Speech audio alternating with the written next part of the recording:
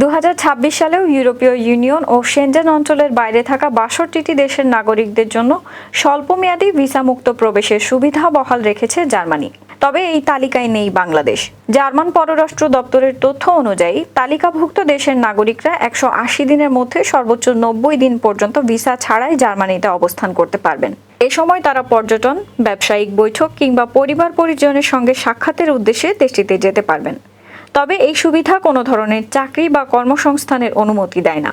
অর্থাৎ কাজের জন্য জার্মানিতে যেতে হলে সংশ্লিষ্ট ভিসা ও অনুমতি আগের নিয়মেই প্রয়োজন হবে। ভিসামুক্ত সুবিধাপ্রাপ্ত দেশগুলোর মধ্যে রয়েছে যুক্তরাষ্ট্র, যুক্তরাজ্য, কানাডা, অস্ট্রেলিয়া, জাপান, দক্ষিণ কোরিয়া, নিউজিল্যান্ড, সিঙ্গাপুর, সংযুক্ত আরব আমিরাত এবং ইসরায়েল সহ আরও অনেক দেশ। অন্যদিকে বাংলাদেশের নাগরিকদের জার্মানিতে ভ্রমণের জন্য আগের মতোই প্রযোজ্য সেনজেন ভিসা নিতে হবে।